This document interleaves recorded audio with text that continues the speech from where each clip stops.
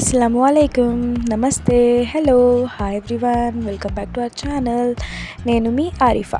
So ఈరోజు special recipe ఏంటో తెలుసా? ఇలా నోట్లో పెట్టుకుంటే అలా కరిగిపోయి గులాబ్ జామున్ అనమాట. ఇంకా లేట్ ఎందుకు, ఫస్ట్ అయితే రెసిపీ స్టార్ట్ చేసేద్దామండి.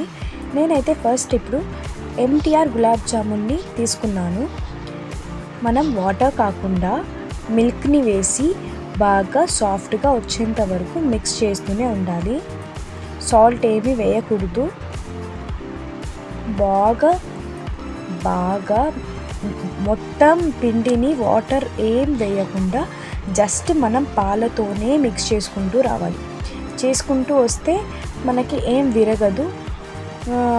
లడ్డు ఉంటుంది కదా, గులాబ్ జామున్ లడ్డు, అదేం విరగకుండా బాగా వస్తాయి. సో పిండిని అయితే ఫస్ట్ కలుపుకోవాలి. బాగా సాఫ్ట్గా వచ్చేంత వరకు కలుపుకుందాం. చూస్తూ ఉండండి, స్కిప్ చేయకుండా చూడండి. స్కిప్ చేయకుండా చూస్తే మీకు రెసిపీ అనేది చాలా బాగా అర్థం అవుతుంది. ఈ వీడియో మీకు నచ్చినట్లయితే ఫస్ట్ అయితే సబ్స్క్రైబ్ చేసుకొని లైక్ చేసుకోండి. మనం చపాతీ పిండిని ఎలా అయితే కలుపుకుంటామో సేమ్ అదే విధంగా, కానీ సాల్ట్ వాటర్ యూజ్ చేయటం లేదు అంతే. ఇప్పుడు లాస్ట్లో కొంచెం ఆయిల్ వేసి బాగా మిక్స్ చేసుకోవాలి.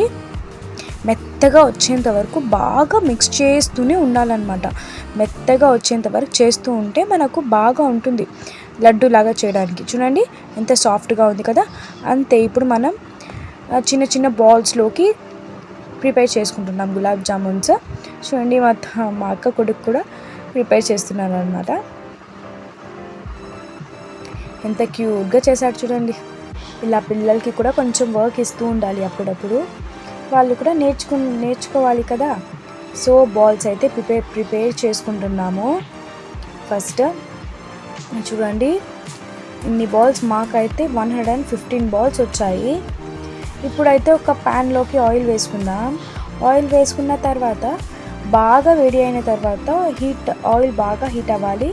అయిన తర్వాత మనం ఇందులోకి వేసుకోవాలి. బాగా ఆయిల్ హీట్ అయిన తర్వాతే వేసుకోవాలి, లేకపోతే అది హాఫ్లో విరిగిపోతుంది.